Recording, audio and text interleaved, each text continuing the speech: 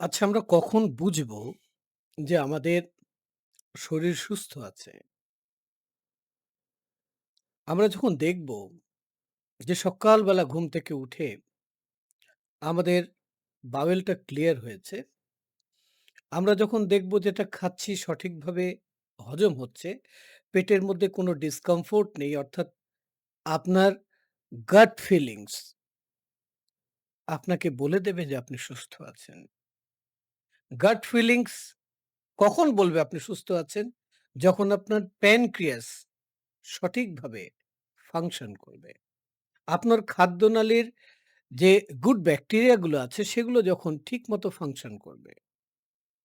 সব রোগ তার উৎপত্তি স্থল হচ্ছে তার গাট।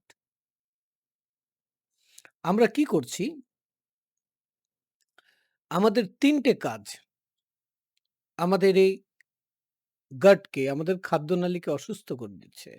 এই খাদ্যনালীর সাথে আপনার ব্রেনের সম্পর্ক আছে, হার্টের সম্পর্ক আছে। এই খাদ্যনালীর সাথে আপনার মাইন্ডের গভীর সম্পর্ক আছে।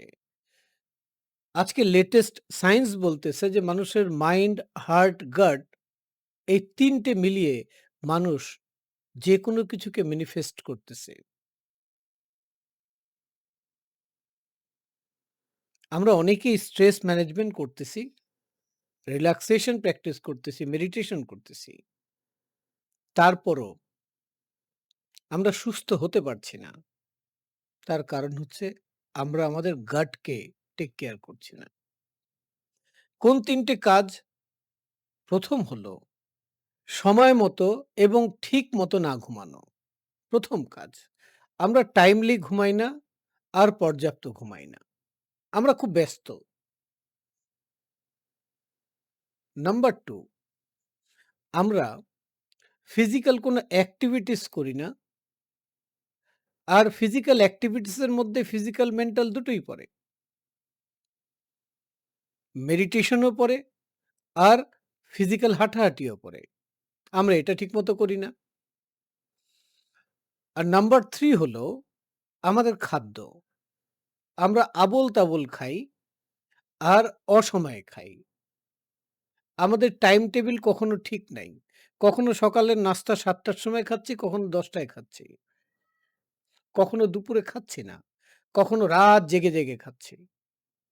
এই যে ফুডের যে একটা ডিসিপ্লিন আমাদের লাইফে নাই, এই যে লিভিং এর একটা ডিসিপ্লিন আমাদের লাইফে নেই, যে ঘুমানোর একটা ডিসিপ্লিন আমাদের লাইফে নাই।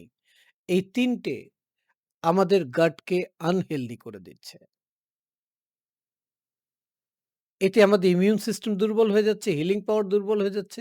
আমাদের দেহের মধ্যে রোগ তৈরি হচ্ছে।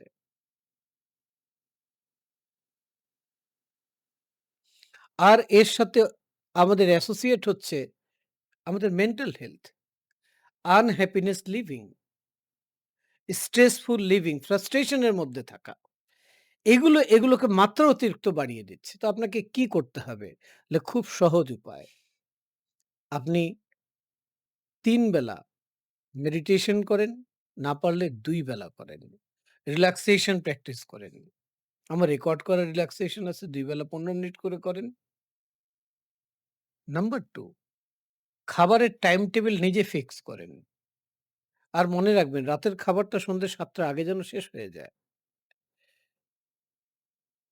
হুম?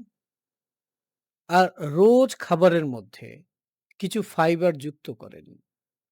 আর যেই খাবারগুলো জাঙ্ক ফুড, হুম? সেগুলোকে এভয়েড করেন। ন্যাচারাল ফুড গুলো খান। ফল, সালাদ, সবজি, ভাত, মাছ, হুম? নরমাল খাবারগুলো খান। ঠিক আছে?